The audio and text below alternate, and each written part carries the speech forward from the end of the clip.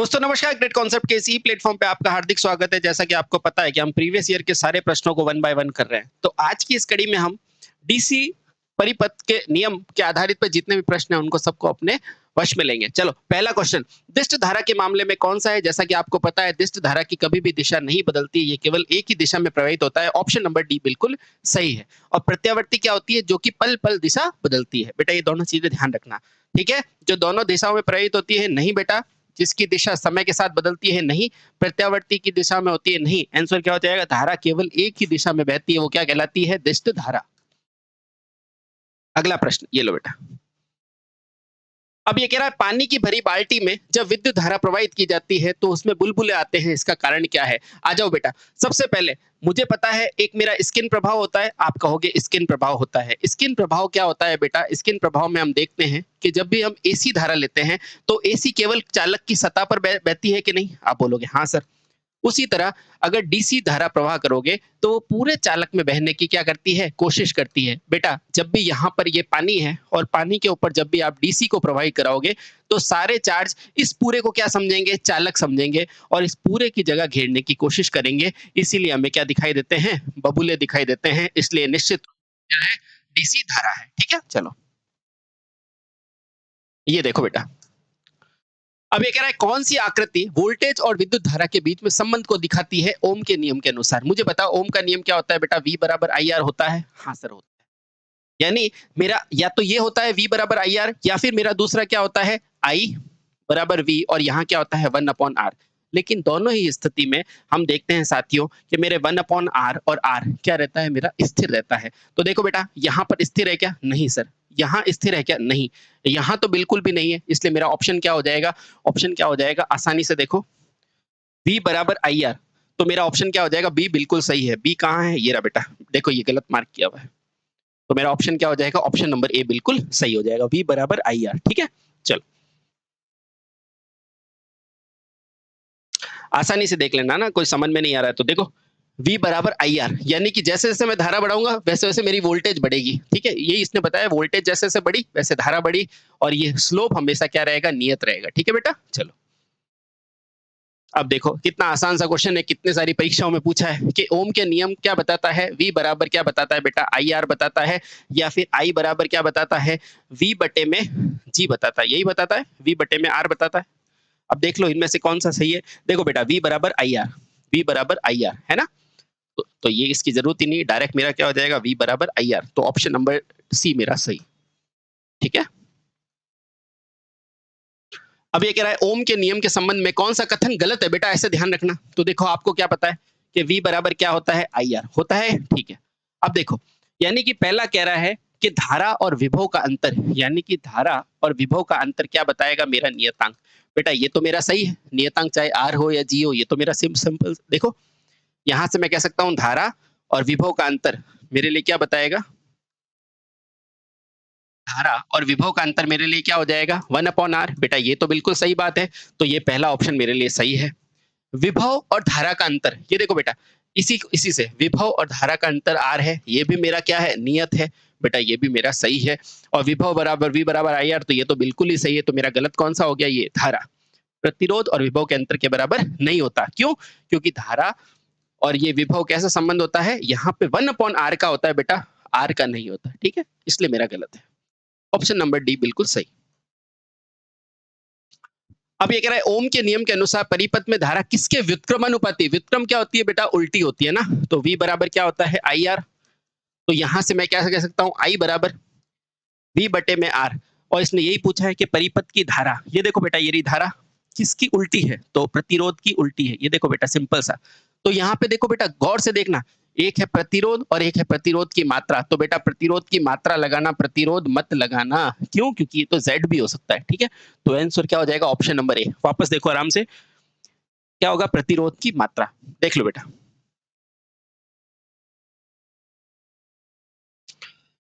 ये लो बेटा। अब ये कह रहा है परिपथ में एसी हो या डीसी, किसी भी इलेक्ट्रॉनिक कंपोनेंट में प्रवाहित होने का परिमाण घटाने पर क्या प्रभावी होता है? आपको ये पता है, प्रतिरोध होता है। Option number B. अब ये कह रहा है पृथ्वी का प्रतिरोध कितना होता है? तो आप सबको पता है कितना होता है बेटा? शून्य होता है। Option number D.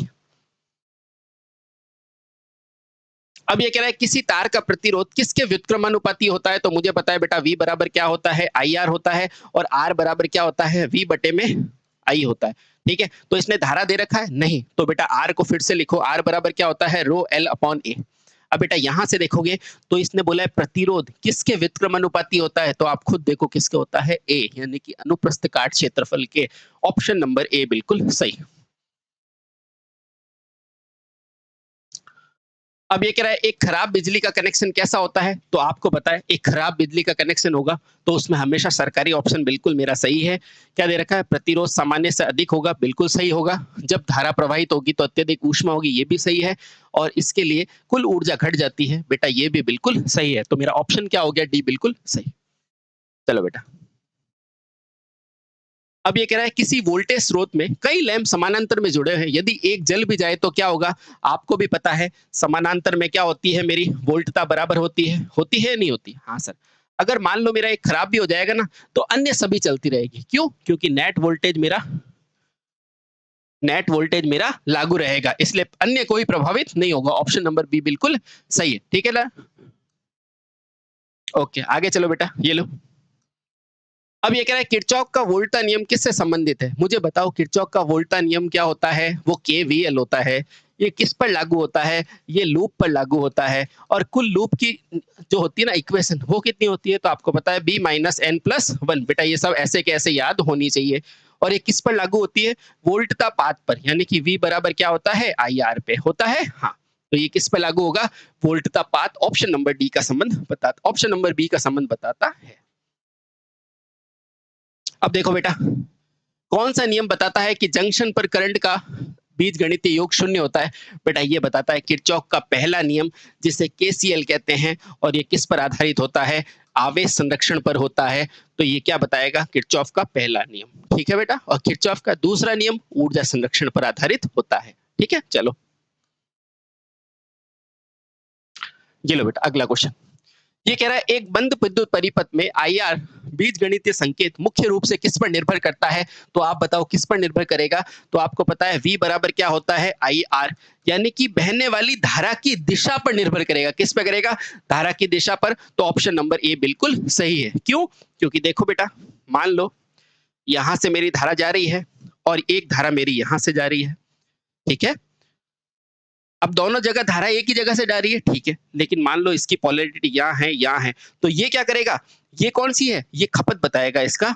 और ये क्या करेगा, ये क्या बताएगा, इसका डिलीवरिंग पावर बताएगा। ठीक है, तो दोनों बेटा अलग अलग होंगे। ठीक है, यहाँ पे जो ड्रॉप होगा ना, वो क्या होगा, V बराबर IR, और यहाँ पे जो ड्रॉप होगा वो क्या हो जाएगा, V माइनस IR, यानी कि ये जनरेटिंग होगा और ये क्या हो जाएगा, खपत वाला होगा, है ना। तो किस पे डिपेंड कर रहा है बेटा, प्रवाह की धारा पर। Option number A. अब ये कह रहा है 1 किलोवाट ऊर्जा किसके बराबर होती है, तो बेटा जल्दबाजी मत करना। देखो 1 किलोवाट को 1 को लिखो, 1 किलो को लिखो 10 की घात 3, वॉट को लिखो वॉट, है ना। और आवर है, इसको किस में बदलोगे, सेकंड में, है ना। तो 1 घंटे में कितने होते हैं, 60, और 60 को फिर मिनट से सेकंड में करोगे तो 60। अब क्या आ गया बेटा, ये सेकंड आ गया। ठीक है, अब देखो बेटा कह रहा हूं वैसे ही करना है। 6 छंग 36, अच्छा, इनटू ये क्या है बेटा, 1 जीरो, ये 2 जीरो और ये 5 जीरो, टोटल मिला के 10 की घात 5, और यहाँ क्या आ जाएगा, वॉट इंटू सेकंड, है ना। बेटा ये वॉट इंटू सेकंड होता है ना, यही क्या होता है, मेरा जूल होता है। अब देखो मेरे पास आंसर क्या आ गया, 36 इंटू 10 की घात 5 जूल। ठीक है, अब इसने 36 इंटू 10 की घात 5 लिखा है, बेटा जल्दबाजी में ये मत मारना। ठीक है, देखो ये गलत है। अब देखो इसने कैलोरी में आंसर पूछा है, तो देखो आपको पता है 1 कैलोरी बराबर क्या होता है, 4.2 जूल होता है कि नहीं। हाँ सर, यहां से मैं 1 जूल का मान निकालूंगा तो बेटा कितना हो जाएगा, 1/4.2 कैलोरी होगा। आप बोलोगे हाँ, बस इसको बेटा कुछ भी नहीं करना, 1 जूल का मान ये रख दो यहाँ पर प्यार से। देखो 36 को मैंने रखा 36 10 की घात 5, और इसको मैंने क्या रखा, देखो बेटा 1/4.2, 1/4.2, मैं 4 ही रखता हूँ। ठीक है, मुझे आंसर से मतलब है 4। ये क्या हो जाएगा बेटा, अब कैलोरी, क्या हो जाएगा, कैलोरी। तो देखो 4 की टेबल से कितनी बार कट जाएगा, 9, यानी मेरा आंसर क्या आ गया, 9 इंटू 10 की घात 5 क्या, कैलोरी। बेटा क्या ये आंसर है, बेटा अभी भी आंसर नहीं है, क्योंकि अभी भी आंसर किस में मांग रहा है, किलो में मांग रहा है। और किलो क्या होता है, 10 की घात 3। तो बेटा इसको तोड़ दो, इसको जैसे ही मैं तोड़ूंगा ना, तो ये कितना हो जाएगा 10 की घात 2 और 10 की घात 3 कैलोरी। बेटा ये फिर से क्या बन गया कैलोरी, और मेरा आंसर क्या आ गया 900 किलो कैलोरी, है ना। तो मेरा लगभग आंसर क्या हो गया ऑप्शन नंबर बी, है ना, 900 और 860। ठीक है बेटा, ऐसे ही आपको करना है, इसी स्पीड में आपको प्रश्नों को हल करना है। ठीक है, चलो। अब ये कह रहा है वैद्युत ऊर्जा की इकाई, तो आपको ही पता है क्या होता है KWH, यानी कि किलो वाट घंटा। नहीं हो तो आप क्या लगाओगे volt ampere R, volt ampere R. बेटा ये भी आप लगा सकते हो, जिसको आप VIT बोलते हो। ठीक है, चलो। अब ये कह रहा है ऊष्मा की व्यवहारिक इकाई क्या है, तो आपको ही पता है कितना होता है बेटा जूल, और एक कैलोरी में कितने जूल होते हैं 1.2 जूल। बेटा ये सारी चीजें आपको ध्यान में होनी चाहिए। ठीक है, चलो।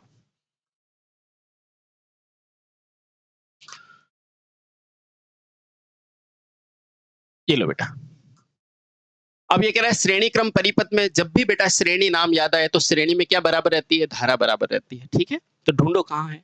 केवल एक पथ होगा जिसमें धारा प्रवाहित होगी। बेटा बिल्कुल सही है। एक से अधिक पद होंगे और धारा प्रवाहित होते हैं। बेटा एक से अधिक पद तो कहाँ होते हैं, समानांतर में होते हैं। समानांतर में होते हैं ना बेटा एक से अधिक पद, है ना। तो ये तो हो नहीं सकता। बहुत सी युक्तियां होती है बेटा, ये तो श्रेणी और समांतर दोनों में होती है, तो ये भी नहीं। समान वोल्टा होती है बेटा, ये समांतर में होता है। तो मेरा ऑप्शन क्या आ जाएगा ए।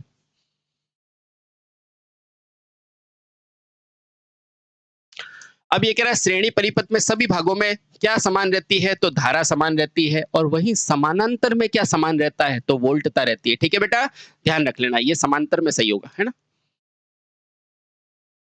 चलो बेटा, ये अच्छा क्वेश्चन है।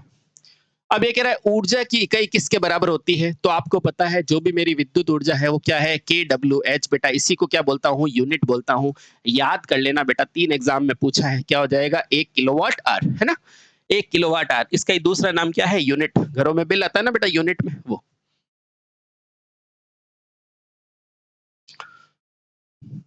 अब ये कह रहा है विद्युत अपघटन प्रक्रिया के लिए आवश्यक विद्युत धारा कैसी होती है। आपको पता है विद्युत अपघटन किस में होता है, डीसी में होता है कि नहीं होता है। हाँ सर होता है।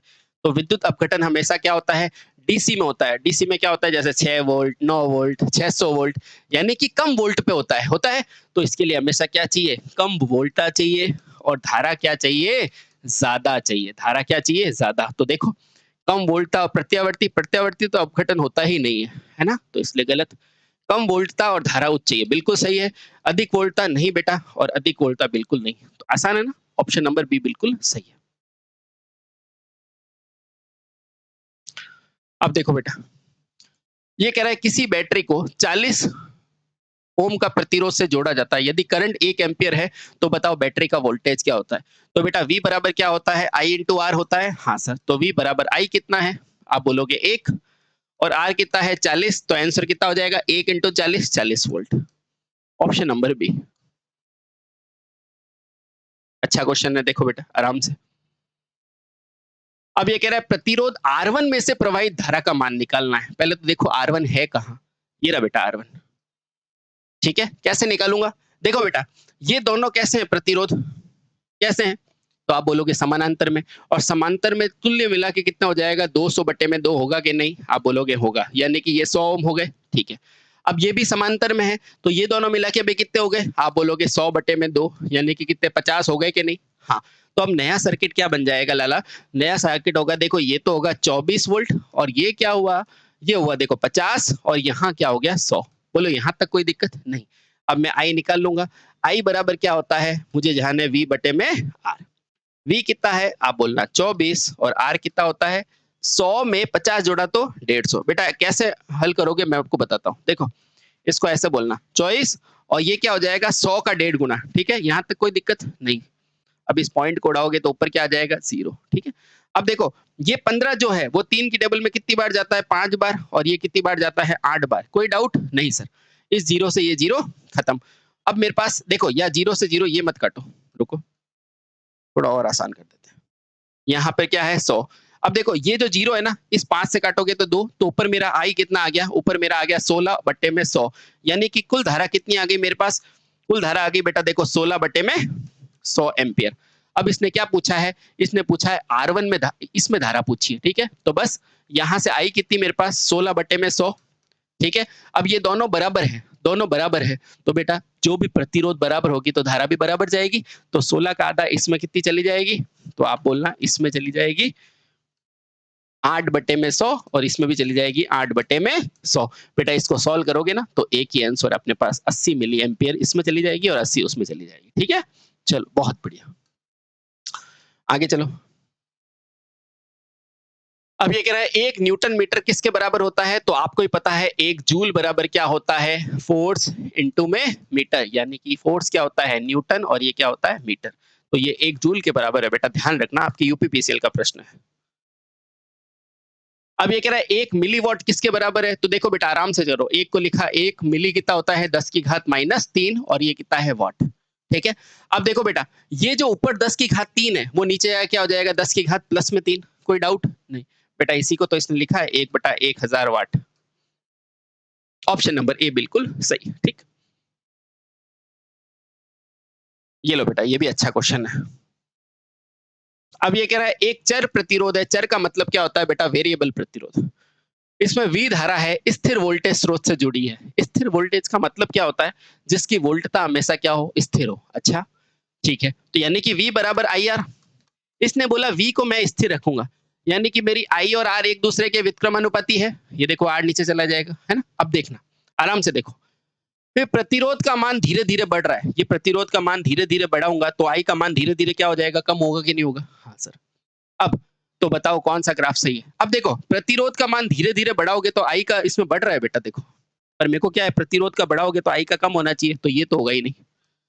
प्रतिरोध बढ़ाओगे धारा कम होनी चाहिए बेटा, ये हो सकता है। ये देखो इसमें भी बढ़ रहा है तो ये भी नहीं हो सकता।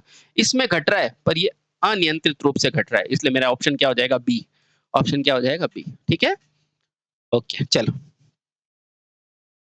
आगे चलो बेटा।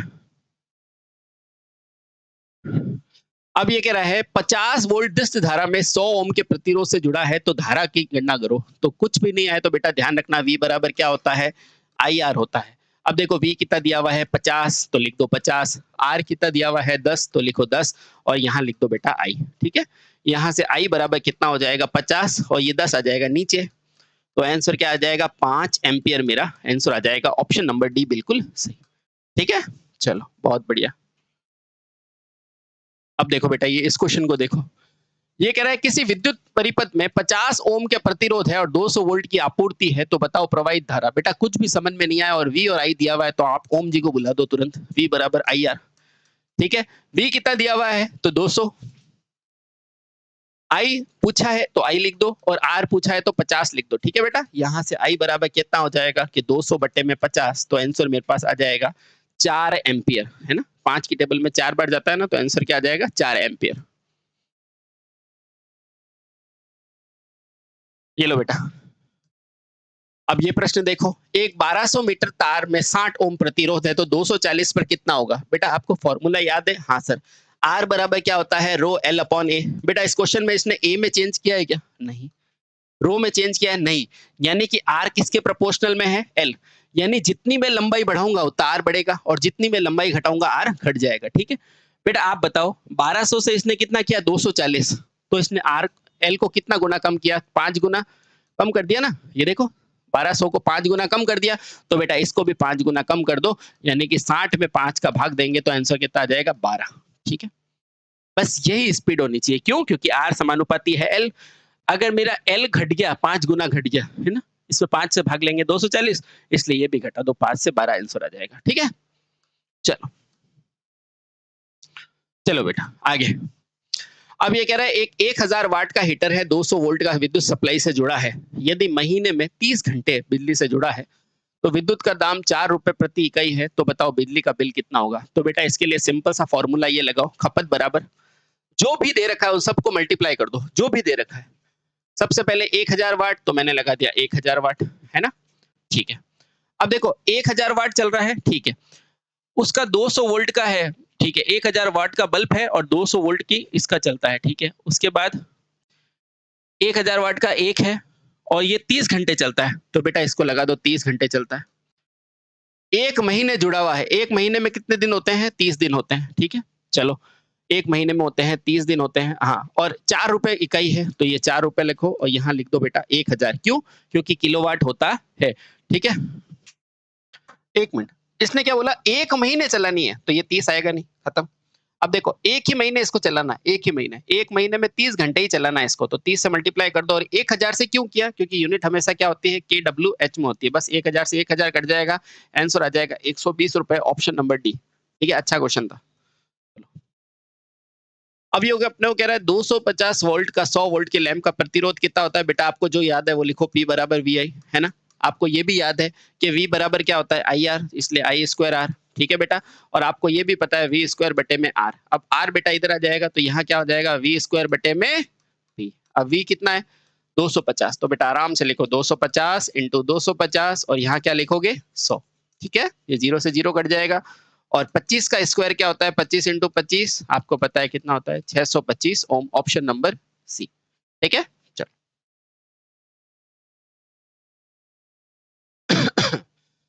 सॉरी, किसी तार में 5 सेकंड के लिए विद्युत धारा प्रवाहित करने पर 60 जूल ऊष्मा उत्पन्न होती है।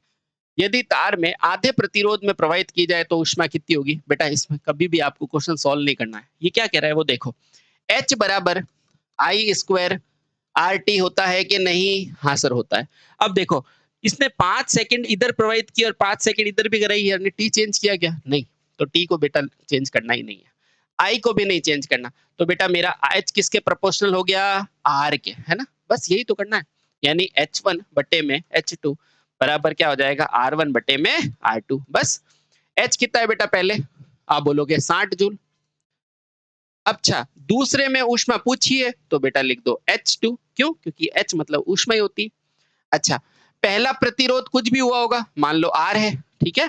और दूसरा क्या किया बेटा? इसने आधे प्रतिरोध में पूछा है, यानी R2 बराबर अब क्या हो गया? R बटे में 2। कोई दिक्कत नहीं सर, तो यहाँ लिख दो बेटा R बटे में 2। ये R से R कट जाएगा, ये 2 पलट के चला जाएगा ऊपर, है ना? तो यहाँ से मेरा हो गया 60 बटे में H2 बराबर 2 बटे में 1। बस यहाँ से कटा तो 30, H2 इधर चला जाएगा तो H2 बराबर हो जाएगा 30 जूल। ठीक है, इसको डायरेक्ट भी कर सकते हो। क्यों? क्योंकि प्रतिरोध आधा हुआ, प्रतिरोध आधा हुआ तो H भी आधा हो जाएगा। अगर 60 है तो 30 आंसर। ठीक है, चलो बहुत बढ़िया। लो बेटा, अब ये कह रहा है यदि 220 वोल्ट निर्धारित हीटर में 110 वोल्ट पर आपूर्ति हो तो बताओ ऊष्मा कितनी होगी? तो इधर आओ बेटा, आपके लिए सूत्र क्या है? आपके लिए मुझे बताओ P बराबर क्या होता है? V स्क्वायर बटे R होती है कि नहीं होती? हाँ सर होती है। इसने R चेंज किया क्या? नहीं। तो यानी कि ये क्या पूछना चाह रहा है कि अगर 220 के बाद मैंने कितना दे दिया? 110 दे दिया, ठीक है। तो यहाँ से फॉर्मूला लगाओ बेटा, P1 बटे में P2 बराबर क्या हो जाएगा? V1 स्क्वायर बटे में V2 स्क्वायर, ठीक है ना? अब देखो P1 कुछ भी होगी तो मैंने P1 को P1 बना दिया और P2 को मैंने P2। पहले वोल्टता कितनी थी? तो आप बोलोगे 220 का स्क्वायर। अब वोल्टता कितनी है? तो आप बोलोगे 110 का स्क्वायर, है ना? तो बस इसको खोल दो, ये हो जाएगा बेटा 220 इंटू 220 और यहाँ क्या हो जाएगा? 110 बटे में 110। ठीक है बेटा, 110 का डबल 220, काट दो 2 बार, इसका भी हो जाएगा 2। यानी कि अब उसने क्या पूछा है? अब ऊष्मा कितनी है, यानी कि P2 पूछा है, तो बेटा P2 को ले जाओ इधर। P2 बराबर क्या हो जाएगा? P1 और ये 2 और 2 क्या हो जाएगा? 4 नीचे आ जाएगा। तो बेटा कितना हो गया? चौथाई नहीं होगी? हाँ सर चौथाई हो गई, 1/4 आंसर। ठीक है, बहुत बढ़िया। चलो बेटा इस क्वेश्चन को कैसे करते हैं आराम से देखना। ये कह रहा है निम्नलिखित में से किस बल्ब का प्रतिरोध कम है? और जब भी ऐसा क्वेश्चन आएगा ना बेटा, वो कहेगा समांतर में है। मान लो समांतर में, ठीक है। और समांतर में वोल्टता क्या होती है? बराबर होती है। अब आओ, यानी कि P बराबर क्या है? V स्क्वायर बटे में R। कोई दिक्कत नहीं। अब वोल्टता मेरी बराबर है, क्यों? क्योंकि समांतर में, मान के चलो, ठीक है। अब पहले क्या देखोगे? पहले देखोगे इसने बोला सबसे कम प्रतिरोध किसका है, तो बेटा जिसका प्रतिरोध कम होगा उसकी पावर क्या होगी? ज्यादा होगी कि नहीं होगी? हाँ होगी। तो बेटा सबसे पहले देखो पावर किसकी ज्यादा है, ये देखो 100 और ये 100, तो इसको आंख बंद करके उड़ा दो। ठीक है, अब देखो दूसरा, यानी कि मैं कह सकता हूं P बराबर V स्क्वायर बटे में R होता है। अब देखो दूसरा गेम किस में रहा? वोल्टता मेरा, ठीक है। अब देखो इसने बोला प्रतिरोध जिसका कम है उसकी पावर ज्यादा होगी, और देखो जिसकी पावर ज्यादा होगी उसकी वोल्टता भी ज्यादा होनी चाहिए कि नहीं? हाँ सर होनी चाहिए। तो मेरा सिंपल सा आंसर क्या हो जाएगा? क्या पूछा है इसने? कम पूछा है, देखो प्रतिरोध कम पूछा है। 1 मिनट, ओहो, तो मेरा 2 ही बचे। अब 2 में तो प्रतिरोध सीधा भी निकल जाएगा, देखो कैसे निकलेगा। तो यहाँ से देखो ये भी 100 वाट और ये भी 100 वाट है ना, तो P बराबर क्या हुआ I स्क्वायर R, या फिर मैं कह सकता हूँ V स्क्वायर बटे में R कह सकता हूँ। अब देखो दोनों की पावर 100 वाट और 100 वाट दोनों की बराबर है, तो इस बार पावर को हटा दो, ठीक है। तो यहाँ से आप डायरेक्ट क्या कह सकते हो, प्रतिरोध R किसके समानुपाती हो गया, V स्क्वायर के।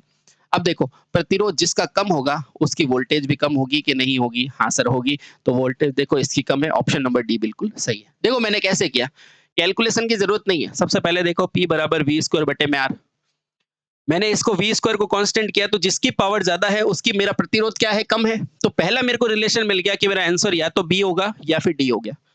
दूसरा P बराबर I स्क्वायर R, यहाँ पे हो गया V स्क्वायर बटे में R, है ना। अब दूसरा ये देखो बेटा ये भी 100 ये भी 100, तो मैंने पावर हटा दिया, तो यहाँ से R को मैंने वज्र गुणा करके बोला R और V क्या है शुरुआत में समानुपाती, तो जिसका R कम उसका V भी कम, यानी कि ऑप्शन नंबर डी बिल्कुल सही। बेटा यही स्मार्टनेस आपको एग्जाम में रखनी है। अब ये कह रहा है किसी 200 वोल्ट वाले बल्ब का प्रतिरोध 200 ओम है, यदि प्रत्येक किलोवाट की ऊर्जा की खपत में कितना समय लगेगा, ठीक है। तो अपने को पता है खपत का फॉर्मूला क्या होता है, तो आप खपत बोलते हो कि खपत यानी कि कंज्यूम जो होती है वो कितनी हो जाएगी, KWH, यही होती है KWH। अच्छा मुझे बताओ कितनी खपत की है, कि प्रत्येक किलोवाट घंटे में, ठीक है, यानी 1 किलोवाट में, यानी कि 1 किलोवाट में, ठीक है। तो यानी कि प्रत्येक की जगह रखो बेटा 1। अच्छा किलो कितना है, आप बोलोगे 200, ठीक है। अब यहाँ पर आपने क्या किया, आई स्क्वायर, ठीक है। तो आंसर कितना हो जाएगा 200 इंटू 5, तो देखो आसानी से मैं कह दूंगा